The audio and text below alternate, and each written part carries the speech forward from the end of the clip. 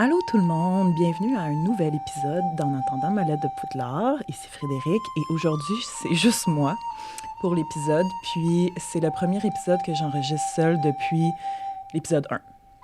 Puis là je veux vraiment que ce soit relax. C'est un épisode qui sort pendant la fameuse pause de l'été, entre la saison de l'hiver, du printemps et d'ici le retour de l'automne. Bref, mais cette année c'est quelque chose que j'essaye de faire certains épisodes au courant de l'été entre les saisons, donc des épisodes hors saison, comme on dit, qui vont me permettre justement d'aborder certains sujets de manière aléatoire, là, donc on n'est pas dans la sortie d'épisodes aux 2 semaines fixes, mais bref. Alors aujourd'hui, c'est le premier épisode hors saison, ceci dit. Puis, en fait, je reviens d'un voyage à Londres. Je suis allée à Londres pour ma fête. J'ai eu 30 ans. Oui, je suis rendue à 30 ans, puis je suis revenue comme il y a 5 jours. Je voulais enregistrer le plus rapidement possible parce que j'ai vu plein de choses concernant Harry Potter pendant mon voyage. Je veux vous en parler. Évidemment, c'est un épisode qui est dédié aux gens qui aimeraient éventuellement planifier un voyage Harry Potter à Londres. Je sais que j'ai déjà dit que justement, c'est un de mes projets aussi d'organiser un voyage de groupe, mais bref. Aujourd'hui, c'est trucs et astuces, choses que j'ai visitées, ce que j'en ai pensé, review complet, là, vraiment, pour vous guider. En fait, ça va être séparé en 3 parties, l'épisode. Je vais commencer par un résumé de ma visite des studios d'Harry Potter à Londres. Résumé complet. Donc, vraiment, ceux qui ne veulent pas savoir ce qui vous attend dans la visite,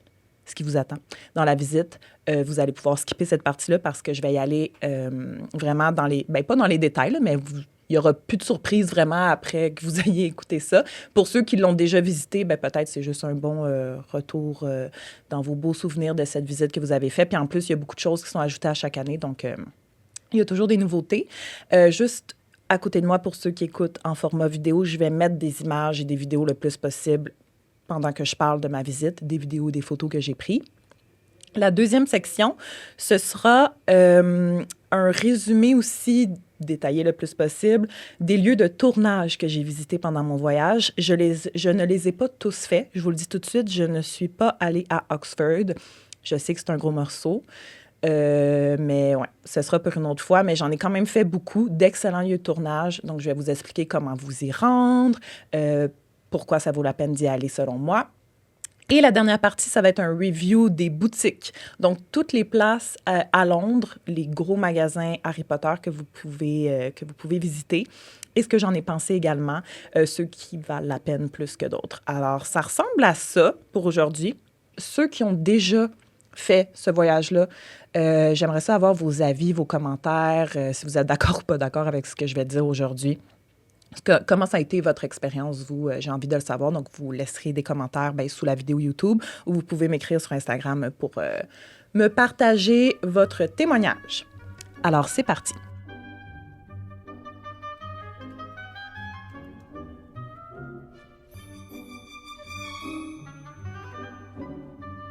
Studio Tour. Alors, le Studio Tour, je vous remets en contexte.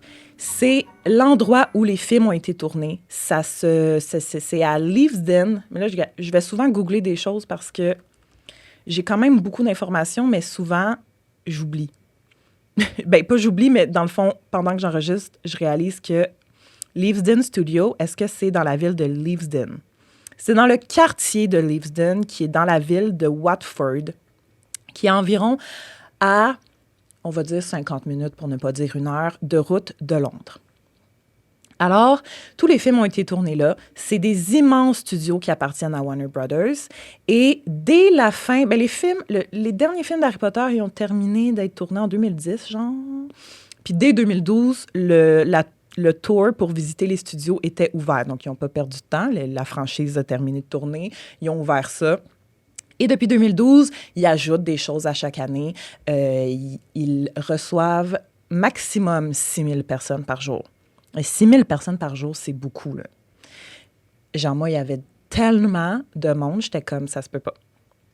Puis, c'est ça. Donc, tu sais, tu vois, évidemment, étant sur les vrais lieux de tournage, tu vois des vrais décors, des vrais costumes. Tu marches dans la vraie grande salle. C'est pas vraiment un spoiler, parce que si vous allez sur la page Instagram, c'est quasiment juste ça, les photos qu'ils mettent. Bref. faut acheter son billet d'avance. OK? Je vais commencer par ça. Le mien, je l'ai peut-être acheté un peu trop d'avance. Je l'ai acheté en janvier pour le mois de mai. Ça coûte 110 canadiens environ une fois que c'est converti. Fait que ça aussi, il ne faut pas se faire pogner parce que si vous bookez toutes vos affaires pour votre voyage à Londres, vous allez souvent payer le prix en livres.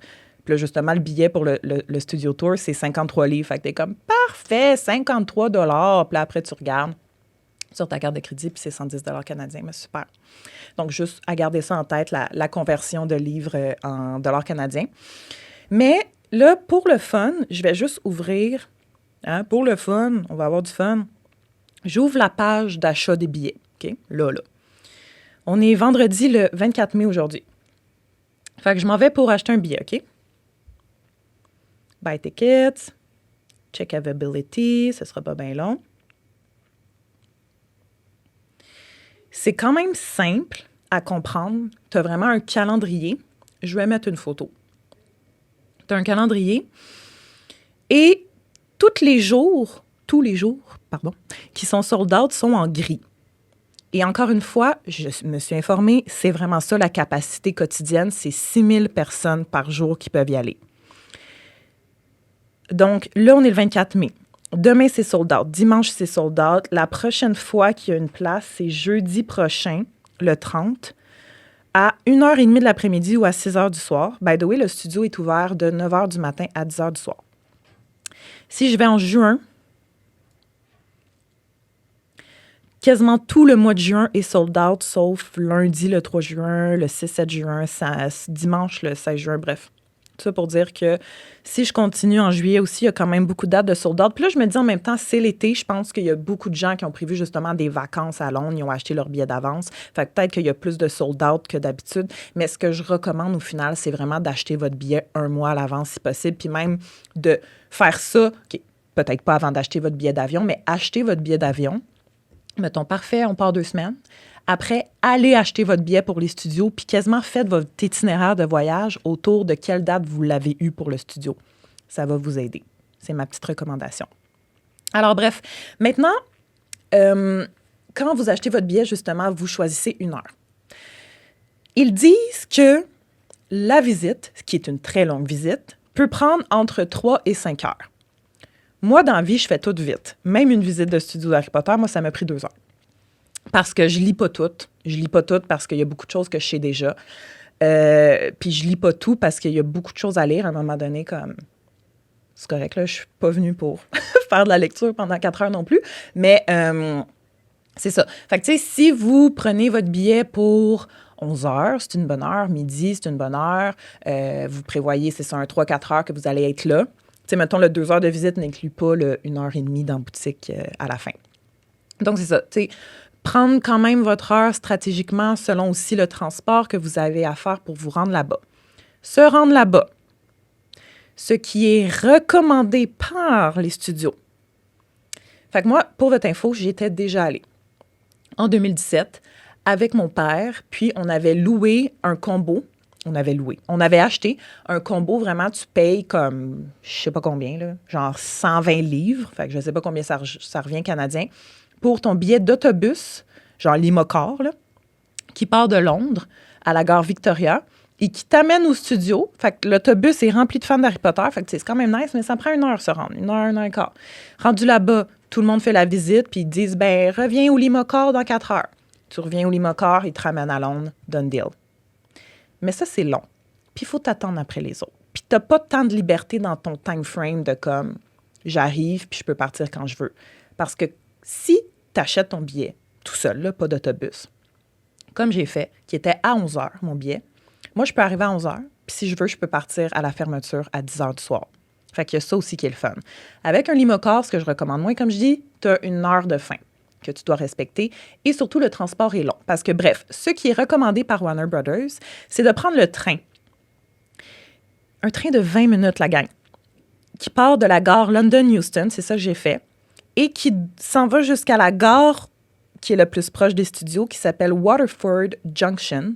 Toute cette information-là est sur leur site. Donc, tu t'en vas à London Euston, tu prends un aller-retour pour Waterford Junction. Aller-retour le même jour, ça m'a coûté 25 canadiens. Très raisonnable. Et il faut juste s'assurer de prendre le bon train parce que là, tu as plein de trains qui s'en vont vers Waterford, mais tu en as qui font plus d'arrêts. Fait que des fois, c'est des trains de 50 minutes pour se rendre là-bas, mais des fois, il y a des trains plus rapides et ça prend 20 minutes, mais comme à chaque heure, il y en a un. Il faut juste que tu t'assures de prendre le bon. Parce que tu arrives à London, Euston, il y a 1000 trains, il y a des écrans avec 1000 horaires. Bon, 1000 horaires, plusieurs. Tu sais, là, il faut vraiment que tu regardes bien tes choses. Mais bref, 20 minutes. Puis tu sais, London, Euston, la gare, ça se fait en métro. Là, fait que peu importe où tu restes dans Londres, moi, je restais à 30 minutes de métro de London, Euston. Fait que 30 minutes de métro, 20 minutes de train. Mais je suis quand même arrivée en retard à Waterford Junction. Voyons, je l'aurais pas. Waterford Junction. Je vais juste dire Waterford. Puis après, rendu à Waterford Junction. Rendu à Waterford, il y a une navette gratuite. Fait que tu as juste à montrer au chauffeur ta preuve de billet, comme moi, je m'en vais visiter les studios d'Harry Potter aujourd'hui. Puis ils vont te laisser rentrer dans la navette, qui est un autobus à 2 étages, là. Puis l'on mis mauve, un petit clin d'œil au Magicobus. Fait que là, j'ai pas pris la navette, ceci dit, quand je suis arrivée, parce que j'étais en retard. Puis là, j'étais comme, il est 11h moins 5. La navette, il faut que je l'attende. C'est genre 10-15 minutes de navette jusqu'au studio. Fait que j'ai pris un taxi. Mais je l'ai pris en revenant, la navette. Fait que je vous en parle tantôt. Mais bref, c'est vraiment pratique. 20 minutes de train, 15 minutes de navette. T'es au studio, tu restes jusqu'à temps que tu veux. Tu reprends la navette pour revenir au train. Tu as déjà ton billet de retour parce que, encore une fois, tu as acheté un aller-retour parce que Frédéric, c'est ça qu'elle t'a recommandé. Tu retournes à London Euston en 20 minutes. Tu retournes à ton appart, fini. Évidemment, tout ça prend toute ta journée. C'est une journée complète qui est dédiée au tour. Alors, bref, ça va? Si jamais ça vous intéresse quand même, le combo Limocar et billets, ça se passe sur goldentours.com. Est-ce que c'était une erreur pour moi de booker mon studio tour un dimanche? Probablement. Oui, là, je viens de regarder les disponibilités, puis je vois qu'il y a plein de journées sold out. Fait un lundi sold out versus un samedi sold out, ben c'est exactement le même nombre de personnes. Moi, c'était à 11h dimanche, le 12 mai 2024. Puis je suis arrivée un peu en retard, comme je vous ai dit. C'est pas grave d'arriver en retard, by the way. Ben, t'arrives pas à 2 heures après l'heure de convocation sur ton billet, mais je suis arrivée à 11h15. Puis mon heure, c'était 11h. Fait que j'arrive là. C'est long, les étapes avant d'arriver au tour. Fait que j'arrive là à 11h15. J'ai commencé le tour pour de vrai à 11h45. Fait que bon, OK, je dis que c'est long, là, mais une demi-heure. Fait que premièrement, tu fais une file. Ils scannent ton billet dehors, tu passes avec sécurité, ils scannent ton billet en dedans. Là, tu fais une file qui t'amène dans une salle où tu fais aussi une file. Mais cette première salle-là, au moins, ils ont comme tout fait une genre de ligne du temps des films sur les murs avec des quotes puis des photos. Fait que là, c'est le fun. Là, tu fais la file en serpentin dans cette salle-là. Pendant que tu regardes les murs, puis là, ça passe vite-ish. Là, tu passes comme 10 minutes dans cette salle-là. Après, tu arrives dans une deuxième salle où là, ils ferment les portes. Fait qu'ils vont mettre environ 60 personnes dans cette salle-là. Et là, il y a une vidéo qui part avec plein de fans d'Harry Potter qui parlent puis qui expliquent c'est quoi pour eux Harry Potter. Puis là, les jumeaux Phelps, les jumeaux Weasley arrivent. Puis ils sont genre « Ah, bienvenue au tour Warner Brothers, blablabla, c'est ici qu'on a filmé les films, gna gna gna. » Fait que là, tu sais, ils niaisent, ils font des petits tours de magie, un jeu avec les écrans. Là, après, cette vidéo-là finit. Mais là, tu es au moins 5 minutes dans cette salle-là. Là, après, les portes ouvrent, puis là, tu arrives dans une autre salle de projection, cette fois-ci avec des rangées de sièges. Parce que dans la salle, avec la vidéo des jumeaux, tu es debout, puis là, tu regardes. Puis OK, c'est le fun. Là, c'est comme pas 360, mais il y a une vidéo sur 3 murs sur 4. Là, tu regardes un peu autour. J'ai pas de vidéo ni de photo de ça, désolée. Et bref, la dernière salle dans laquelle tu t'assois, c'est des rangées de sièges. Donc là, tu t'assois, puis là, tu as une vidéo de Daniel, Emma et Rupert qui, encore une fois, te souhaitent la bienvenue. Même affaire. On a enregistré. On a tourné les films ici. C'est comme une deuxième maison. On a grandi ici. Nanana. Et là, le tour commence. Ça commence avec la grande salle. C'est extraordinaire. C'était la meilleure manière de commencer ça. Ah, ce que j'ai pas dit aussi, c'est qu'ils ont des thématiques par moment, la tournée, les studios d'Harry Potter. Puis là, on était dans la thématique Back to Azkaban pour célébrer les 20 ans du film qui est sorti en 2004. Donc, ils ont un spécial Azkaban du mois de mai. Ça commençait le 1er mai, fait que ça venait de commencer pour moi, jusqu'en septembre. Fait que j'avais bien hâte parce que Le prisonnier d'Azkaban, c'est mon film préféré. Puis là, je me disais, ils ont sûrement ajouté plein d'affaires du film qui traînaient dans des boîtes. Puis ils ont fait plein de setups d'Azkaban. Genre, les détraqueurs vont fly dans la grande salle. Mais c'était pas vraiment ça. Fait que la grande salle, c'était bien le fun. Ben justement, le premier clin d'œil au prisonnier d'Azkaban dans la grande salle. Fait que tu rentres, t'as les tables avec les assiettes qui sont... Tu traverses la grande salle, là, c'est bien spécial. Puis justement, tu la traverses, puis tu te rends où qu'il y a la table des professeurs. Puis je me rappelle, dans ma première visite, c'était vraiment les professeurs debout, là, des mannequins avec les vrais costumes de quelques professeurs comme Rogue, Trelawney, Dumbledore, qui étaient placés là. Mais là, ils avaient remplacé ça par l'orchestre, voyons, la chorale, pas pantoute un orchestre, la chorale d'étudiants de Poudlard puis leur gros crapaud. Tout était placé là. Je pense que c'est les crapauds qu'ils ont utilisés dans le film. En tout cas, ils bougeaient pas, là. C'était comme... Bref, fait que ça, c'était ce qu'il y avait là. C'était comme la première affaire de leur visite thématique Azkaban. Puis, fait que là, les gens... Là, t'es beaucoup de monde, là. T'es ton petit groupe de 60 du vidéo avec les jumeaux. Après, t'étais dans le petit groupe de 60 dans la salle avec la vidéo avec le trio. Puis après, ton groupe de 60 environ, là, tu rentres dans la grande salle. Là, t'as des gens qui traînent puis qui regardent vraiment tout, puis t'as des gens qui finissent par sortir de la grande salle plus vite. Fait que, tu sais, là, c'est là que tu commences à faire ton propre flow de visite. Puis là, moi, évidemment, je prenais des photos de tout. Fait que j'étais comme une des dernières à sortir de la grande salle parce que là, à un moment donné, il y a des employés qui sont comme « Sortez ». Puisque eux, ils doivent revider la grande salle pour que le groupe qu'il y a derrière nous rentre dans la grande salle pendant qu'elle est vide. Fait que ceci dit, quand tu sors de la grande salle, première section, c'est un résumé de l'équipe de production. Donc là, on en a souvent parlé dans les épisodes Making of. David Damon, c'est qui David Yates, Chris Columbus, Alfonso Cuarón, qu'est-ce qu'ils ont fait? Steve Knowles, le scénariste, nanana. Fait que là, moi, j'étais comme, je le sais par cœur. J'ai pas besoin de lire ça. Juste après, on est dans un vibe costume et perruque. Plein de perruques, plein de costumes, des robes de Luna Lovegood, perruques de Bellatrix, perruques de Severus Rogue, perruques pour des personnages que tu ne catches même pas qui ont des perruques, genre Rita Skeeter. Ça a l'air vraiment d'être ses vrais cheveux, tu sais, c'est fait. Travail incroyable pour les perruques dans le film. Après, c'est là que tu vois ton premier, mettons avec la grande salle, premier set de décors vraiment complet-ish, là. C'était le dortoir des gars de Gryffondor. Fait que vraiment, t'arrives devant, puis c'est comme les 5 lits de Neville, Dean, Ron, Harry, puis Seamus. J'étais comme, c'est qui j'oublie? J'ai hésité 2 secondes. Seamus. Fait que, tu sais, tu vois plein d'objets. Tu sais, c'est des vrais objets, c'est les vrais lits qui ont été utilisés dans les films. Fait que c'est le fun. Évidemment, toi, t'es derrière une barrière, mais tu peux vraiment voir ça super bien. T'es très proche. Juste après, on a la salle commune de Gryffondor. Donc là, on a comme des mannequins qui représentent Harry, Ron, Hermione avec des outfits iconiques qu'on reconnaît évidemment des films. Là, juste après, immense salle de potions. T'as le bar avec Slughorn qui est là, t'as le bar avec Rogue. Salle de potions là, de Ordre du Phénix puis Prince de Sang-Mêlé. La salle, le cours de potions tel qu'on le connaît des derniers films. Immense, vraiment nice. Tu sais, le plein de gobelets, là, de petites fioles, puis partout. Le bureau de Dumbledore, ensuite, vraiment cool. Là, évidemment, je vous liste pas dans le détail. Là, genre, tu tournes à droite, t'as le bureau de Dumbledore. Là, je skip certaines choses, mais je vous nomme les éléments principaux. Le bureau de Dumbledore, c'est insane parce que t'as vraiment l'impression d'être dedans. Tu peux comme rentrer dedans. Tu peux juste pas t'avancer dans la partie où ça commence à monter, là, où il y a son bureau, genre, avec les escaliers en arrière puis tout. Mais tu peux comme, littéralement, te mettre la face collée, la joue, sa pansine qui est, bon, c'est comme, elle n'est pas remplie de liquide, là, mais la pansine est là.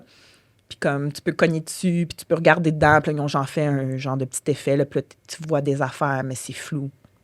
Vraiment, vraiment nice. La cabane d'Hagrid est là, est à l'intérieur, elle est toute ouverte. Vraiment cool, là, tu vois tous les objets, un mannequin aussi d'Hagrid avec des costumes. Ensuite, tu as toute la section Quidditch, donc ballet, encore une fois, des costumes. Il y a beaucoup de costumes, mais c'est vraiment cool parce que tu reconnais des vêtements, tu sais, puis c'est les vrais vêtements qui ont été mis par les acteurs. Bon, c'est sûr que, exemple, la veste rose d'Hermione dans le 3, fait que pour toute la partie à la fin, là, toute la partie de retour dans le temps, tu sais, Emma Watson, là, ils ont dû tourner plusieurs semaines cette partie-là du film. Évidemment, c'est comme 40 minutes dans le film. il n'y avait pas juste une veste. Il y en avait peut-être 5. Exactement la même veste qu'elle a portée pour différentes étapes, là, quand il y a un trou, quand elle se fait graffiner, quand il y a un peu de sang. Fait que, tu sais, la veste rose que tu vois, c'est pas la seule et unique. Il y en a sûrement une d'installée aussi au tour qui ont ouvert au Japon. Ça, je suis comme, comment ils ont fait? T'sais, ils ont ouvert un tour, studio tour Harry Potter au Japon. Mais ils ont vraiment été tournés à Londres. Fait qu'ils ont dû comme envoyer plein de stocks, justement, des doubles de costumes, certains décors, du moins. Mais ils ont reproduit beaucoup au Japon. Mais tu sais, rendu là, c'est plus pour l'expérience, là. Bref, je reviens à ma visite. La partie Quidditch, il y a un endroit où tu peux faire le hop avec le balai. Fait que tu as vraiment un balai qui monte puis qui descend. Puis là, tu peux dire hop, puis là, il va monter. Puis là, comme tu peux te filmer pendant que tu fais ça. Après, il y a plein de green screen. Là, tu peux embarquer sur un balai. Il faut que tu payes, là, évidemment. Puis après, tu vas avoir une vidéo de toi qui... C'est comme si t'es en train de voler sur un balai. Puis pendant un match de Quidditch, genre au-dessus de la Tamise à Londres, comme on voit au début du 5. Fait que c'est vraiment cool, mais je ne l'ai pas fait, là. J'étais toute seule, hein. J'étais un peu gênée. Ensuite, Magicobus. Il y a 2 Magicobus dans la visite. Puis le premier Magicobus que tu vois, ils vont t'expliquer vraiment le mécanisme qu'il y avait sous l'autobus. Je sais pas comment expliquer. Dans le fond, ils ont fait un autobus vraiment à 3 étages. Ils ont fait des mini-autobus aussi. Puis ils ont fait... pour les scènes vraiment de Harry quand il est à l'intérieur de l'autobus, fait que toutes les scènes où il parle avec Stan Rocan, ils ont juste bâti un étage du boss, qui n'était pas dans le boss. Ils l'ont mis sur une genre de plateforme qui bouge.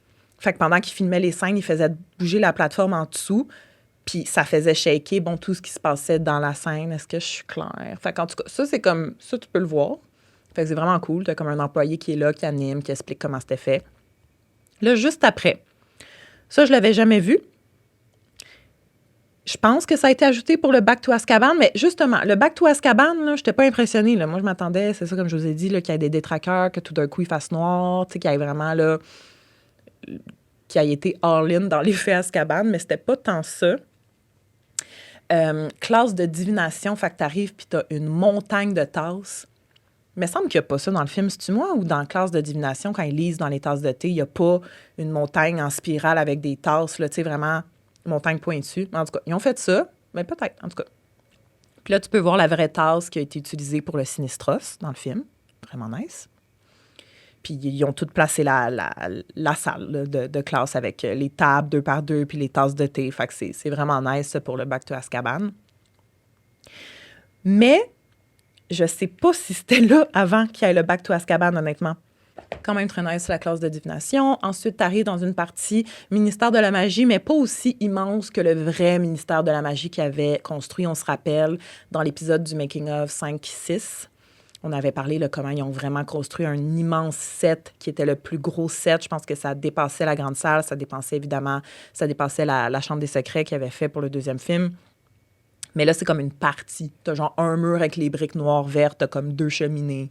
C'est nice, pareil. T'as l'immense statue qu'on voit au début du 7.1 avec les moldus qui sont comme écrasés, là. Hermione qui dit « des moldus remis à leur place ». Quelque chose comme ça. La forêt interdite, ensuite, là, tu t'arrives là, il y a genre le sol est mou, comme si tu marchais vraiment comme dans une forêt. Aragog, Boc, des araignées, puis tout. C'est vraiment nice. Il fait noir, j'avais peur. Genre, il y a un moment donné, comme tu peux soit tourner puis aller plus vite à la prochaine section ou juste continuer puis aller vers les araignées. Puis il y a un employé qui est là puis qui est comme, si vous continuez, ça fait un peu peur. Si vous tournez, comme si vous avez trop peur des araignées, allez-y pas. Genre, il y a vraiment quelqu'un qui est là pour donner un avertissement. Mais là, j'étais comme, Fred, t'as pas peur des araignées, t'es pas un enfant, tu peux y aller, puis j'ai pas eu peur du tout. Ben, je dis que j'ai eu un peu peur parce que quand tu décides d'y aller, là, il fait vraiment noir jusqu'à temps que tu te rendes aux araignées, puis là, je suis comme, y a-tu quelqu'un qui va me faire un saut? Finalement, non. Et là, quand t'as fini avec la forêt interdite, t'arrives à la plateforme 9 3/4. Puis je vais vous en parler tout à l'heure, mais il y a beaucoup de scènes de la plateforme 9 3/4 qui ont été tournées à Leavesden Studio, à ces studios-là. Donc, la locomotive du Poudlard Express est là. C'est la vraie qu'ils ont utilisée pour les films. Tu peux rentrer dedans, tu peux voir les compartiments. C'est insane. T'es serré. Je peux pas croire qu'ils ont filmé là-dedans. Genre, le couloir, tu sais, le couloir où Harry Watcho au début du 4, ou bref, le couloir quand il cherche un compartiment. Tu sais, là, il me semble il est large dans les films, puis là, j'étais dedans, puis c'est comme vraiment, tu peux juste marcher en file indienne. En tout cas, c'était vraiment impressionnant. Puis là, il y a une première boutique à thématique plateforme, train. C'est d'ailleurs là que j'ai vu, pour ceux qui me suivent sur Instagram, j'ai revu l'assiette que j'ai cassée. L'assiette que j'avais achetée à New York que j'ai cassée, puis que j'ai pas rachetée, était à cette boutique-là, à la plateforme 9 et 3/4 du studio. Ensuite, ben, à cet endroit-là, là, il y a aussi des green screens comme les ballets, mais de cabine. Fait que tu peux t'asseoir dans une cabine avec un green screen, puis faire comme si tu prenais le train, puis là, tu peux jaser, puis tout, puis là, ils vont te filmer une vidéo, puis encore une fois, tu payes pour ça, ce que je n'ai pas fait. Ensuite, tu arrives à ce qui est, bon, genre la moitié de la visite, le backlot café. Donc, c'est parfait pour une petite pause lunch. Ils ont des burgers, ils ont des salades, des sandwichs. Tu t'achètes une petite bouchée. Puis là, en sortant du café par l'autre bord, tu arrives sur le lot, exterior lot, le lot extérieur. Donc là, ce que tu as Private Drive qui est là. Le vrai Private Drive qu'ils ont bâti à partir du deuxième film, en fait, parce qu'ils ne pouvaient plus aller tourner à la maison dont je vais vous parler tout à l'heure, la maison qu'on voit dans le 1. Magicobus complet. Fait que le deuxième Magicobus que je vous disais tout à l'heure, vraiment là, juste de l'extérieur, qui a vraiment juste été utilisé, c'est ça, pour les scènes où on le voit complètement de dehors. 3 étages, mauve, très beau. Le pont de Poudlard, ça, c'est un de mes coups de cœur. Genre, tu peux monter, comme tu peux le parcourir, le vrai pont en bois, sur lequel il y a tant de scènes. Comme, la première scène, en fait, sur le pont de bois, c'est Lupin avec Harry dans le 3. Vous avez les yeux de votre mère. Oh oui, oh oui. Je l'ai connue. Votre mère a été présente pour moi à un moment où il n'y avait personne. C'était une sorcière incroyablement douée, mais une femme extrêmement bonne. On se rappelle. Bref, tu peux traverser le pont. Il n'est pas surélevé, il est vraiment juste là, sur le ciment. Là, fait que tu rentres d'un bord, tu sors de l'autre. Tu retournes en dedans pour continuer la visite. Et là, je vais rapper ça. Tu es dans la section make-up, effects et créatures magiques. Fait que comment les créatures magiques ont été faites, notamment les gobelins. Les gobelins, il y avait toutes des faces différentes. Là, c'était comme des masques qu'ils ont dû faire, mettre ça sur les acteurs. Vraiment, là, une grosse pièce qui est dédiée à expliquer comment les gobelins ont été faits. Et là, justement, suite aux gobelins, tu arrives à Gringotts. Puis ça aussi, c'est une nouvelle section que je n'avais pas vue. Ah! Ça me fait penser, j'ai oublié qu'à l'extérieur, il y avait aussi la serre de botanique. Fait que tu peux tirer les mandragores puis ils tirent. Ça aussi, c'est une nouvelle section qui a été ajoutée il y a comme 2 ans. Et Gringotts, qui a été ajouté il y a comme 5 ans. Puis moi, j'avais été il y a 7 ans. Bon, tout le monde a compris, ma petite ligne du temps. Fait que là, tu arrives à Gringotts, c'est vraiment comme si tu étais dedans. Ça, c'est vraiment le moment le plus immersif de toute la visite parce que vraiment, c'est ça. Là, tu tournes un coin puis tu arrives là, dans l'entrée de Gringotts. C'est fou. Puis là, tu parcours le couloir comme dans le 1 puis dans le 7.2, se rendre jusqu'au gobelin, au master gobelin, là, au secrétaire gobelin qui est au bout puis qui accepte ta clé pour t'amener à ton coffre-fort. Fait que tu te rends jusque-là. Puis là, t'admires, là, c'est vraiment beau. Là, est-ce que c'est exactement le plateau qu'ils ont utilisé pour le 7.2? Je sais pas. Parce que comme je vous dis, ils l'ont ajouté au Studio Tour, genre en 2018. Fait que pourquoi ça a pris autant de temps? Est-ce qu'ils l'ont juste tout reconstruit suite à la fin des films? Je sais pas. Mais peu importe, c'est juste vraiment nice. T'as vraiment l'impression d'être dans le vrai Gringotts. Puis là, tu tournes le mur. Puis là, t'arrives dans le Gringotts détruit. Puis là, il y a comme un genre d'animation, là, comme si le dragon était vraiment là. Ça fait vraiment peur. Là. C'est comme s'il fonçait sur toi puis qu'il crachait du feu. Fait que là, je dis que ça fait vraiment peur. Moi, j'ai eu peur. J'ai eu un petit « ouh, le dragon s'en vient-tu vraiment sur moi? » Puis, ensuite, tu arrives au chemin de traverse. Fait que vraiment, ils te font comme sortir de Gringotts. Puis là, tu arrives sur le chemin de traverse. Puis là, tu regardes derrière toi. Puis c'est comme vraiment si tu venais de sortir de Gringotts. Puis tu allais parcourir le chemin de traverse. Vraiment, le chemin de traverse comme on le voit dans le 6, là, pas comme dans le 1. Fait que c'est quand même sombre, les tuiles. Tu sais, c'est comme mauve, là, mauveté, bleuté. On est dans le mauve, on est dans le bleu, on est dans le gris. Il y a la boutique des jumeaux, fait qu'avec le jumeau qui enlève son chapeau, qui le remet, fait que c'est vraiment cool de voir ça aussi. Fait que là, tu parcours le chemin de traverse. Tu peux pas rentrer dans les boutiques, mais tu peux tout Tu peux voir chaque devanture, là, du Ollivander, de Flurry and Butts, toutes les boutiques du chemin de traverse. Et je sais même pas s'il y a des gens qui ont écouté ça parce que dans le fond, c'est juste des spoilers. Genre, je décris encore une fois la visite au complet. Et ça finit avec la géante maquette de Poudlard. Fait que c'est une énorme maquette de Poudlard qui est comme grand comme, ben, je veux pas dire comme une maison, là, c'est un peu plus petit qu'une maison pour de vrai, là, mais c'est immense. Puis eux, tu sais, comme c'est détaillé, eux étant les producteurs du film, le réalisateur, toute l'équipe de production utilisait la géante maquette pour faire tous les plans rapprochés, les plans de Poudlard tout court, là. Tu sais, vu que Poudlard, je m'excuse, mais n'existe pas, mais c'était la maquette. C'est toujours la maquette qu'on voit dans les films quand on voit Poudlard. Quand on voit des zooms sur une fenêtre, quand on voit Poudlard pour la première fois, c'est la maquette. C'est celle-là qui est là. C'est la vraie maquette. Fait que c'est très émouvant de finir la visite avec ça parce que c'est le vrai Poudlard, dans le fond. T'sais, c'est le Poudlard qu'on a vu à l'écran, il est là devant nous. Fait que la visite finit comme ça. C'est formidable.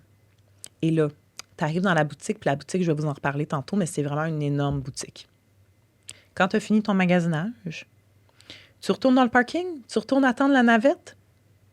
Ce que j'ai fait, puis là, comme je vous ai dit, j'avais pas pris la navette pour y aller. Puis là, dans la navette, je me suis assis, puis là, il y avait une vidéo de Tom Felton qui est parti, qui dit « So, how was the tour? I told you it was gonna be great. Je vous l'avais dit que ce serait le fun, nanana. » Puis là, j'étais comme « Ah, fait quand tu prends la navette pour t'en venir, il y a une vidéo de Tom Felton qui te souhaite la bienvenue, puis tout. » Fait que je trouvais ça nice qu'il y ait cette petite touche-là dans l'autobus aussi. Fait que la navette te ramène à la plateforme de train, puis là, tu te sens full dans Harry Potter en reprenant le train vers Londres. Puis t'es comme « Ah, c'était le fun, ma journée. » Alors, c'est ça. Mais je vous dirais que, pour vrai, j'ai vraiment aimé ma visite, mais il y avait trop de monde. Encore une fois, j'aurais pu y aller un lundi, puis ça aurait été sold out pareil, puis il y aurait eu autant de monde. Est-ce qu'il y a des heures où il y a moins de monde parce qu'il y a moins d'employés? Tu sais, si je prends un billet à 5 heures du soir, il va y avoir quand même moins de monde. Est-ce qu'ils répartissent le flot de gens dans la journée? Tu sais, comprenez-vous ce que je veux dire? Est-ce qu'il y a comme 500 billets pour 11 heures du matin, mais juste 200 billets que tu peux acheter pour 4 heures du soir? Je ne le sais pas. Alors, c'est ça. Mais ça vaut tellement la peine. C'est la chose dans le monde entier, je pense, qu'un fan d'Harry Potter doit visiter. Parce qu'un fan d'Harry Potter, c'est un fan, oui, de l'univers, oui, des livres, mais avant toute chose aussi un fan des films. Tu sais, l'univers nous a été présenté visuellement avec les films. On s'est attaché aux acteurs. C'est tout là que ça a été fait. C'est comme un incontournable pour n'importe quel fan.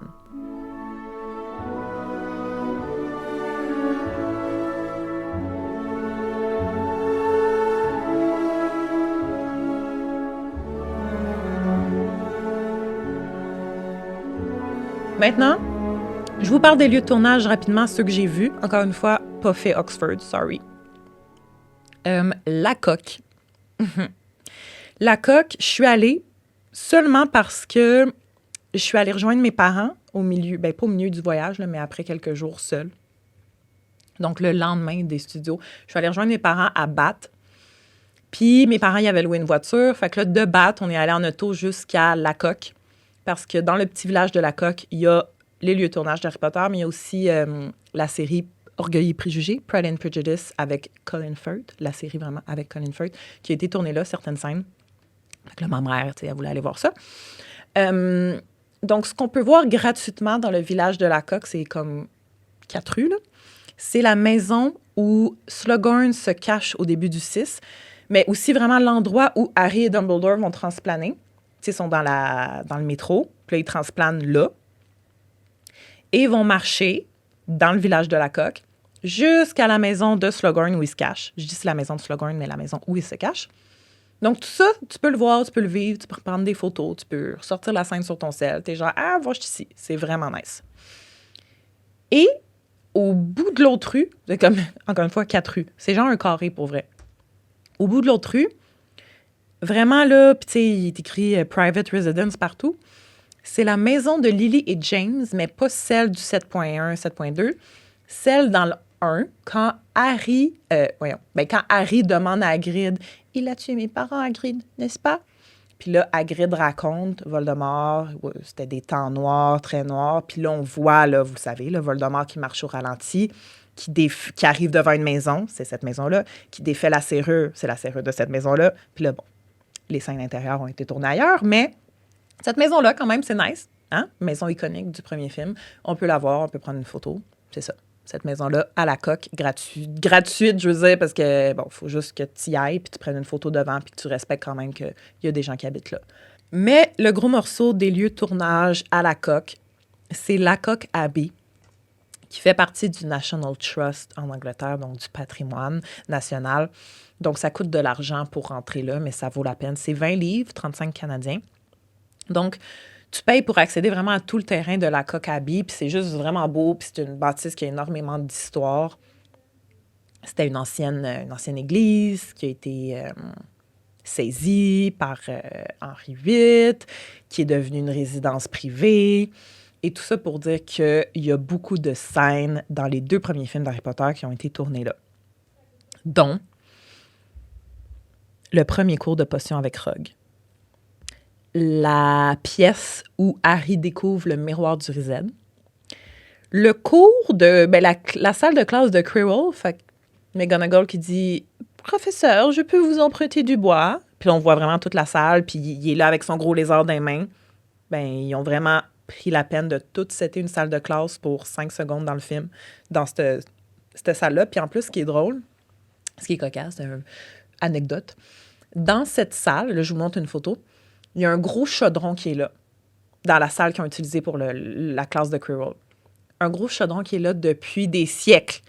Là, tu sais, il y a des gens qui pensent que c'est un props du film qui est juste resté là. Puis, le chaudron d'Harry Potter, mais c'est pas ça du tout. C'est juste un chaudron, on sait même pas c'est quoi. Est-ce que c'était des cuisines il y a genre 700 ans, puis c'est un gros chaudron qui est juste encore là. C'est vraiment bizarre parce que c'est des pièces vides avec des colonnes, il y a du sable à terre, c'est poussiéreux. Tu sais, c'est vraiment juste pour visiter, là. Il n'y a pas personne qui a habité dans cette partie-là du La Coque Abbey.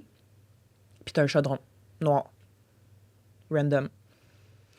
Puis là, après, ça m'amène aussi à me dire pourquoi, quand ils ont vu le chaudron, ils n'ont pas décidé de faire le cours de Rogue dans cette pièce-là, puis le cours de Quirrell dans l'autre pièce. La salle de potion de Rogue, c'était vraiment nice aussi. Je pouvais comme pas rentrer dedans, versus la salle de Quirrell, je pouvais rentrer dedans. Mais là, j'ai décidé de faire ma petite rebelle, puis de rentrer dans la salle de classe de Rogue. Puis là, j'ai pu comme voir plus largement dans la salle. Puis là, j'ai vu justement une pancarte promo qui avait été rangée là, des lieux de tournage d'Harry Potter, genre un backdrop, là. Pas un backdrop, là, mais un roll-out. C'est le même qu'on appelle ça. Avec des photos, là, je vous mets une photo, puis j'ai pris une photo, j'étais bien fière de moi, qui indique justement Harry Potter filming locations at la Coque Abbey. Je sais pas pourquoi ils l'ont enlevé. Je sais pas. Puis, évidemment, un des couloirs ou les couloirs dans la Coque Abbey ont été utilisés pour maintes scènes dans les 2 premiers films. Quand il sort de sa retenue avec le cart, Harry, puis il entend la voix pour la première fois, puis là, il se colle sur le mur. Ça aussi, c'est la Coque Abbey. Donc, c'est ça. Selon moi, ça vaut vraiment la peine, la Coque, parce que c'est un petit cute village, un petit village mignon. Puis c'est ça. Comme tu te sens vraiment dans une ambiance Harry Potter, c'est un vieux village, il y a comme un resto, 2 magasins, là, c'est très, très petit. Pour se rendre là, bon, comme je vous dis, moi, j'ai pris le char avec mes parents, mais j'ai regardé, puis il y a un train de Londres, ça vous prendrait 2 heures en tout. Un train qui vous amène jusqu'à une ville qui s'appelle, genre, j'ai pas noté le nom, le Chippenham, quelque chose de même, puis rendu à cette ville, ce village, vous prenez un autobus qui vous amène à la Coque, qui est un mini-village. Puis vous reprenez l'autobus à la fin pour aller reprendre votre train. Ça vaut la peine. Sinon, une fois de retour à Londres, je suis allée au Leadenhall Market. Ça aussi, c'est gratuit. Et ça, c'est quand Hagrid amène Harry devant le chaudron baveur dans le 1. Vraiment nice. Fait que tu peux voir vraiment l'endroit où il marche. La porte du chaudron baveur qui est noire dans le film est rendue genre bleu. Mais c'est juste cool. Encore une fois, moi, je sortais les scènes sur mon sel, puis je regardais, puis j'étais comme, OK, c'est hot, tu sais, je peux voir où ils ont marché, puis tout. C'est très spécial comme expérience. Je le recommande beaucoup. Puis c'était la première fois, là, vraiment, que je visitais des lieux de tournage d'Harry Potter en dehors des studios. King's Cross, je n'étais pas allée à mon premier voyage à Londres. Fait que là, je suis allée à King's Cross, puis comme on avait dit dans l'épisode avec Max puis Alex, parce que là, c'est sûr, tu sais, je parle de ça depuis tantôt, mais on a déjà fait un épisode sur les lieux de tournage, mais on avait passé rapidement. La gare King's Cross est juste à côté de l'hôtel St. Pancras Renaissance Hotel, whatever. Puis ça, c'est ce qu'ils ont pris dans les films pour l'extérieur de King's Cross. L'extérieur, on le voit dans le 2, peut-être dans le 1, on le voit même dans le 7.2 à l'épilogue, là. Et à côté, t'as King's Cross. Fait que tant qu'à aller à King's Cross, va voir St. Pancras Hotel, qui est vraiment, je vous dis, là, c'est à côté, collé dessus. Prends tes petites photos de l'extérieur, c'est ce que j'ai fait. Et ensuite, à King's Cross. C'était extraordinaire, la gang. Je sais pas si vous vous rappelez, mais Max y avait dit, quand tu vas à King's Cross, pour voir vraiment l'endroit où ils ont filmé dans les films, faut que tu achètes un billet de train parce qu'il faut que tu te rendes aux plateformes. Parce que sinon, tu marches dans le hall d'entrée, disons, de King's Cross, qui est immense, mais tu reconnais rien parce que c'est pas là qu'ils ont filmé. Fait que j'étais comme, parfait, je vais acheter un billet de train, mais aller sur ces plateformes.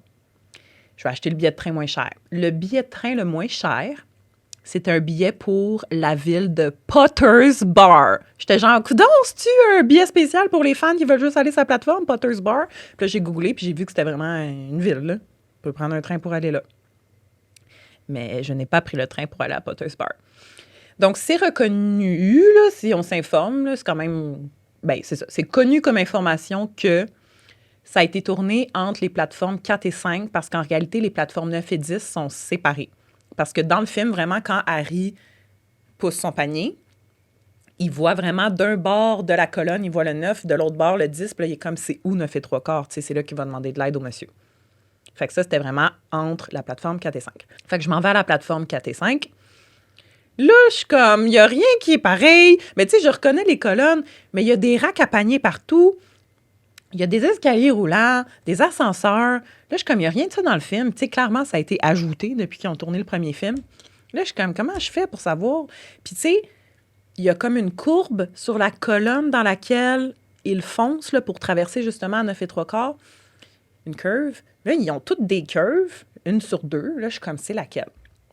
Là, je sors mon sel, je sors l'extrait. Là, je commence à regarder les colonnes qu'on voit dans le film. Quand, justement, Harry demande de l'aide au monsieur, là, je suis dans le 1 à fond. Quand il demande de l'aide au monsieur, puis le monsieur est comme « Ah, 9 et 3/4, tu te penses drôle? » Là, le monsieur, il est devant une colonne, puis là, derrière lui, il y a genre une tache sur une brique. Là, je trouve la tache. Fait que là, j'étais comme « OK, ici, ils ont tourné cette scène-là. » Là, je capotais. Puis là, le monsieur, tu sais, il fait « Puis là, il s'en va. » Puis là, c'est là qu'Harry voit Mrs. Weasley, Madame Weasley, Molly Weasley. 9 et 3/4, c'est par là. Fait que là, il est comme 9 et 3/4, moldu. Il va les suivre. Fait que là, j'ai comme refait le trajet d'Harry. Fait que techniquement, c'est la colonne d'après qu'ils vont utiliser pour le 9 et 3/4 si vraiment ils ont suivi le principe de ben, Harry les suit jusqu'à la colonne d'après. C'est ça. Fait que là, j'ai pris des photos de ce qui est la vraie barrière de 9 et 3/4. Puis après, j'ai rechecké l'extrait. Puis j'étais comme, ils l'ont vraiment élargi pour le film. Parce que là, je l'avais devant moi. Puis j'étais comme... C'est impossible. Je me place devant, elle est large comme moi, la colonne. Dans le film, ils sont là avec un chariot, ils passent dedans, puis il y a encore de l'espace qui dépasse du chariot, tu sais. Fait que bref, je voulais le dire. Modifié au film.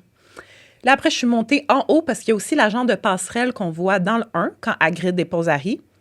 Mais Hagrid, enfin, je comprends pas, ça dit 9 et 3/4. Puis là, il regarde, puis là, Hagrid a disparu. Fait que là, cette passerelle-là, c'était fou, genre des beaux... des belles barrières de chaque bord de la passerelle avant. Puis là, ils ont toutes remplacé par de la vitre. Mais pareil, là, c'est spécial, encore une fois, d'être là-dessus. On la revoit dans le 5 quand l'Ordre du Phénix escorte Harry à King's Cross avec Sirius qui passe en chien. Fait que ça aussi, on la revoit. C'était pas encore vitré, 2006, là. Fait que, tu sais, ouais. Mais là, maintenant, ça, c'est ça. Ça a beaucoup changé-ish, mais c'est facilement reconnaissable pareil, mais c'est pas identique.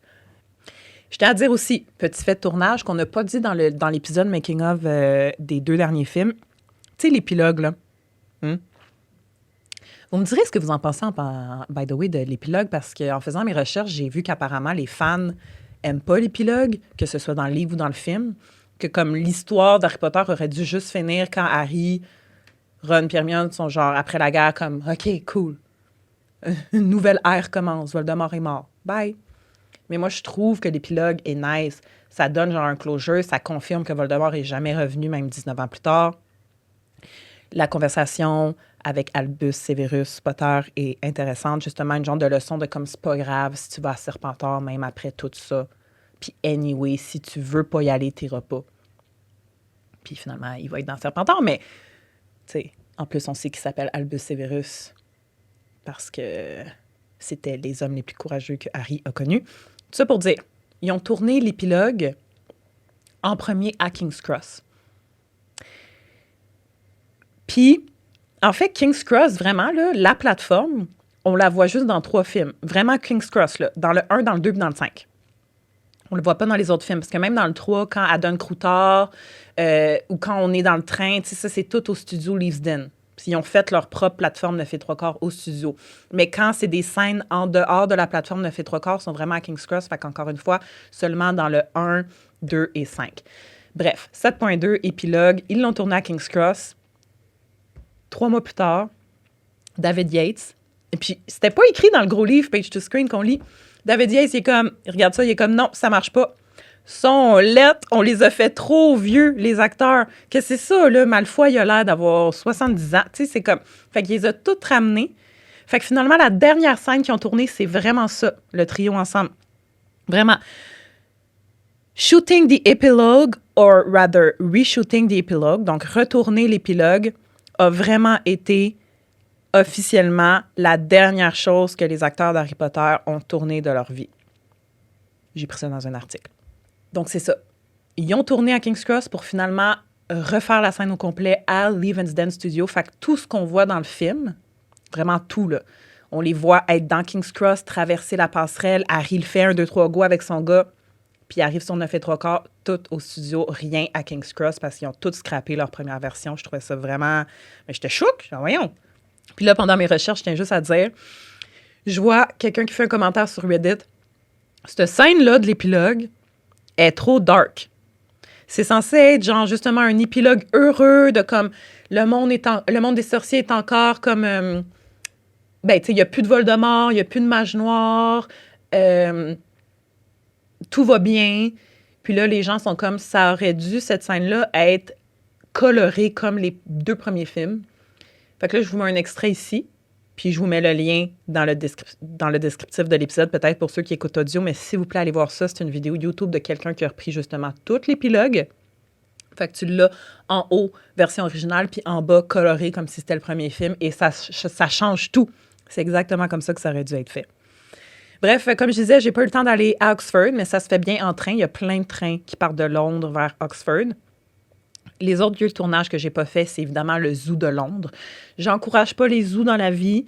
Je l'ai considéré dans le sens comme, OK, j'achète un billet, je vais à la maison des reptiles, au Reptile House, dans le zoo. Je prends une photo devant la vitre, puis je m'en vais. Mais Max, il avait dit aussi que c'était quand même cher. Tu sais, ça vaut-tu vraiment la peine de comme payer un billet juste pour aller prendre cette photo-là puis partir? Fait que, tu sais, j'avais d'autres choses aussi de prévues dans mon voyage, fait que je suis pas allée. Il y a aussi l'entrée du ministère de la Magie, donc vraiment... La cabine rouge, qui est comme devant un genre d'édifice blanc, un coin de rue un peu, là. Mais la cabine a juste été ajoutée pour le film. Fait que, tu sais, c'est comme le bâtiment est là, mais il n'y a pas la cabine. J'ai pas trouvé le temps. J'étais comme, ah, bof, si j'ai le temps, j'irai. J'ai pas eu le temps. 2 endroits que je suis pas allée non plus, c'est le 12 Square Grimoire, en fait, qui est pas le vrai. Parce qu'ils ont complètement bâti le Square Grimoire pour le film. Mais ils se sont inspirés de ce bâtiment-là. Fait que, mettons, ils ont peut-être pris une photo de cette place-là, là, qui est à Londres, en quelque part, dans un quartier. Puis là, après, ils ont bâti le décor pour le film. Mais ils n'ont jamais amené les acteurs là. Ils n'ont jamais amené des caméras là. Fait que je me disais, ça vaut-tu vraiment la peine que je fasse comme 40 minutes de métro pour me rendre là puis prendre une photo d'une place où que les acteurs sont pas vraiment allés? Tu sais, c'est un peu de même que j'évaluais, genre, ça vaut-tu vraiment la peine? Fait que je me disais non. Même chose pour le Millennium Bridge, le pont que les Mange-Morts détruisent au début du 6. C'est tout fait à l'ordi. Ils n'ont pas vraiment détruit le pont pour le reconstruire. Ils n'ont pas vraiment filmé sur le pont. C'est tout comme le pont recréé CGI. Peut-être qu'ils ont fait des shots en drone pour avoir une vue du pont vide et avec des gens, mais encore une fois, ils n'ont pas filmé sur place. Fait que moi, comme ça, c'est des manières faciles pour moi de me dire, moi, ça, c'est pas un lieu de tournage qui m'intéresse. La gare de train dans le 1. Ça, by the way, shout out à Max qui est allé parce que la gare de train qu'on voit à la fin du 1, on se rappelle qu'il a été la première scène ever tournée. Vraiment, Hagrid qui fait bye-bye, Harry qui a les yeux pleins d'eau parce qu'il portait des verres de contact, mais dans le fond, on dirait qu'il pleure parce qu'il y a motif de dire bye à Hagrid. C'est genre à 5 heures de route de Londres. J'étais comme, je vais regarder c'est où, peut-être que 2 heures de train, ça se fait. Non. Vraiment loin. J'étais comme, je peux pas, faudrait que j'aille louer un hôtel là-bas. J'en reviens pas, Max est allé. Bravo, Max. Fait que je suis pas allée là non plus. Et le dernier endroit où je suis pas allée, dans les lieux de tournage, c'est la maison Private Drive qui a été utilisée dans le premier film. Seulement l'extérieur. L'intérieur, pas du tout. Mais tu sais, quand même, c'est iconique. Là. C'est la rue qu'on voit Dumbledore avec son illuminateur, McGonagall qui arrive, Hagrid qui arrive, le bébé, nanana. Il y a plein d'autres scènes après avec les hiboux qui sont là sur la maison. Genre, tu sais, c'est une maison quand même iconique. Mais j'ai pas pris le temps d'y aller pour ça. Mais prochaine fois, c'est sûr que je fais Oxford puis cette maison-là. Et peut-être la gare de train.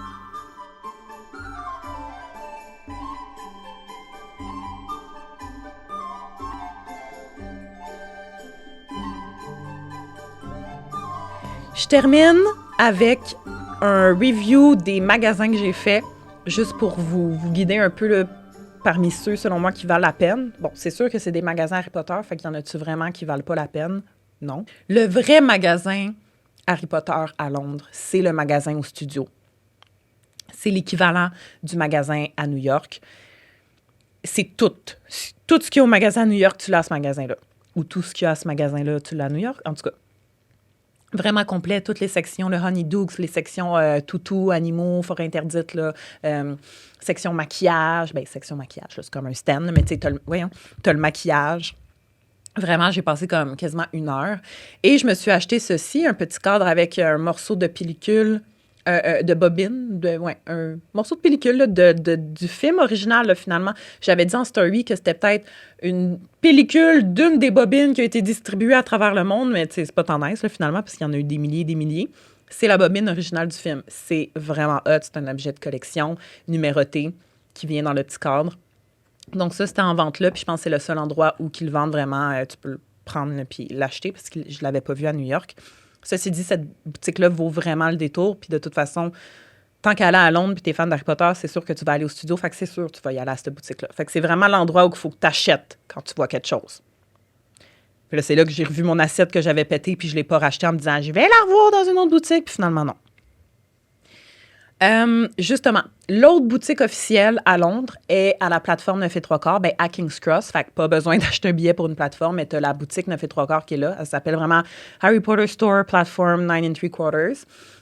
Juste à la sortie de la boutique, tu as moitié de chariot dans le mur de briques. Fait que tu peux te prendre en photo en tenant le chariot. Je suis sûre que la plupart d'entre vous, vous avez déjà vu des photos de ça ou vous l'avez déjà pris. Ça, c'est un photo-op que tu peux faire au studio. Au studio, tu en as 3. Dans la partie, justement, où tu peux visiter la locomotive que je vous disais, avec la petite boutique thématique 9 et 3/4, ben, tu en as 3 chariots qui rentrent dans le mur. Tu peux prendre tes photos là. Tu as celle-là à King's Cross. C'est sûr que celle-là à King's Cross est nice, parce que t'es vraiment à la gare King's Cross, mais c'est pas vraiment l'endroit où ils ont tourné les scènes, tu sais, comme je vous disais, c'est dans plateforme 4 et 5. Là, nous, on est allés un soir de semaine, c'était un mardi soir, il était genre 8 heures. Ça a pris 20 minutes à attendre pour prendre la photo, puis c'était mon petit cousin là, qui voulait une photo, c'était pas moi, là. Moi, je l'avais déjà eu au studio la fois d'avant que j'étais allée visiter. Puis en plus, je pense que tu peux aussi le faire à Universal Studios. Puis mon père, il a parlé à un garde de sécurité qui dit que des fois, la file, elle va jusque dehors de King's Cross. C'est genre 3 heures d'attente. Puis après, tu prends ta photo, puis tu as l'option vraiment juste de la prendre avec ton cell ou de prendre la photo avec le photographe professionnel qui est là. Ils vont te l'imprimer sur place. Tu peux payer, dans le fond, tu payes comme 15 ou 20 livres ou 25 livres, je suis plus certaine. Puis tu la reçois vraiment dans une enveloppe souvenir. Tu peux choisir un genre de cadrage autour de la photo, si tu veux, comme les couleurs de Gryffondor ou Serpentard. Ils ont des foulards sur place, si tu veux mettre un foulard de ta maison pendant que tu prends la photo. Fait que c'est hot, tu sais. Mais encore une fois, est-ce que j'ai... Oui, j'ai un peu l'impression que peut-être les gens pensent que c'est le vrai chariot qui a été utilisé pour le film, que c'est la vraie barrière 9 et 3/4 du film. Fait que c'est pour ça qu'il y a un aussi long line-up. Parce que si tu es vraiment fan d'Harry Potter puis que tu es prêt à attendre 3 heures à King's Cross pour prendre cette photo-là, tu peux attendre 2 minutes à ta visite des studios que tu vas faire, évidemment, vu que tu es fan d'Harry Potter puis tu es à Londres. Comprenez-vous mon point? Fait que j'étais juste comme... Ouais, je jugeais un peu les gens qui faisaient peut-être la file pendant 3 heures pour leurs photos à cet endroit-là. Encore une fois, pas la vraie plateforme. Puis avant, justement, avant le chariot, il avait été placé entre la plateforme 4 et 5. Ça, c'était vraiment nice. Pas devant la vraie barrière qu'ils ont utilisée pour le film, encore une fois. Hein, je l'ai trouvé. C'était comme la première barrière dès que tu arrives au quai. Mais déjà là, ça, c'était plus nice, tu sais. Mais là, il y avait tellement de monde qu'ils l'ont sorti dans le hall d'entrée de King's Cross. Bref, je reviens à la boutique. La boutique 9 et 3/4, en plus, elle a full été rénovée. J'étais genre, yeah, j'ai trop hâte! Vraiment minuscule, très limité. En plus, il y a beaucoup de gens dedans. Bof. Tu es rendu là, si tu as été à la boutique des Studio Tour, vas-y, là, va à King's Cross, voir les plateformes, puis tout, va voir ce qui se passe. Va à King's Cross pour être à King's Cross. Mais la boutique est vraiment pas... Tu sais, j'ai rien vu dans la boutique que j'avais pas vu à la boutique des studios.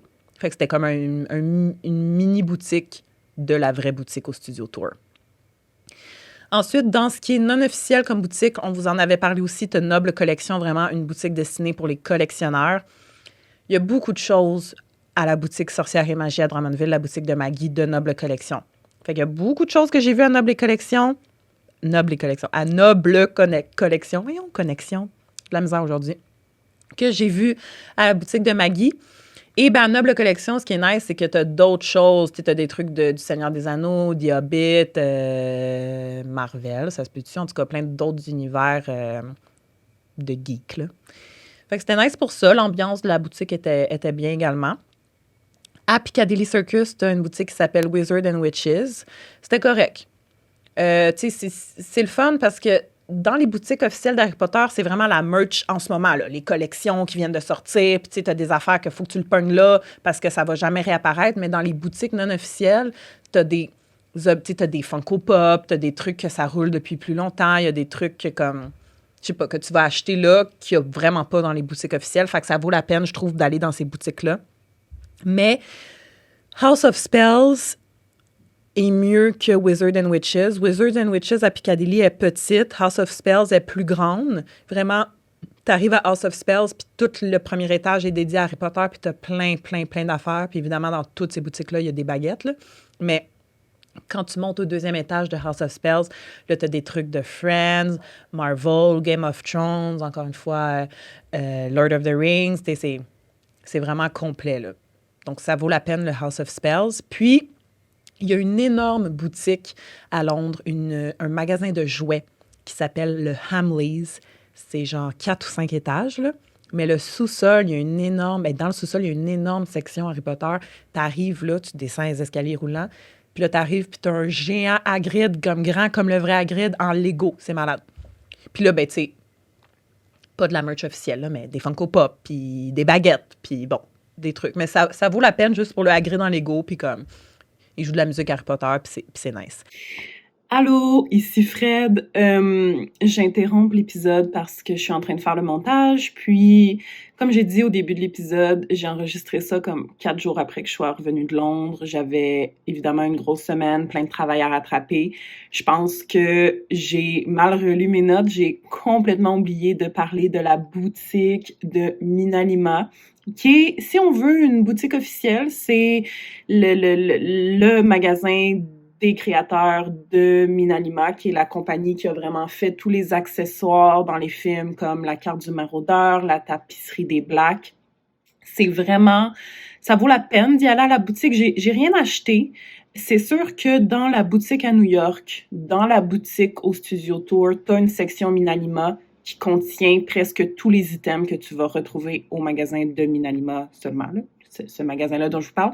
Mais il y avait quand même des trucs que j'avais jamais vus, genre la tapisserie des Blacks, là, ils en sont fiers, là. Je pouvais acheter un parapluie, il y avait comme plein d'affaires, des aimants, il y avait aussi plein d'affiches souvenirs que j'aurais pu acheter. Donc, ça vaut la peine d'y aller parce que la boutique Minalima est vraiment proche de House of Spells. Tu sais, c'est tout dans le même coin, là, toutes ces boutiques-là. Le House of Spells, Noble Collection, Witches and Wizards. Fait que ça vaut la peine. Bref, ça fait comme 4 fois que je le dis. Alors voilà, de retour à l'épisode. Et ça fait déjà le tour de tout ce que j'avais à vous dire concernant mon voyage. Honnêtement, est-ce que c'était un voyage Harry Potter? Vraiment pas. Pas à 100%. Tu sais, moi, je voulais aller à Londres. C'est une ville que j'adore. Prochaine fois que je vais y aller, certainement, comme je vous disais, Oxford, la maison Privet Drive, peut-être la gare de train qui est super loin. Puis on verra pour le zoo de Londres. Bref, j'espère vous avoir donné le goût de vous booker un voyage à Londres prochainement. S'il y a des choses, des questionnements auxquels je n'ai pas répondu, s'il vous plaît, écrivez-moi. Ça me fait plaisir de vous aider dans vos voyages puis de vous guider le plus possible. Donc, écrivez-moi. J'espère vous voir à Londres prochainement. C'est comme si j'habitais là puis j'allais vous croiser. Bref, Merci tout le monde d'avoir été à l'écoute. Puis, prochain épisode à venir, je ne sais quand, mais cet été, c'est sûr qu'il va en avoir d'autres. Bye!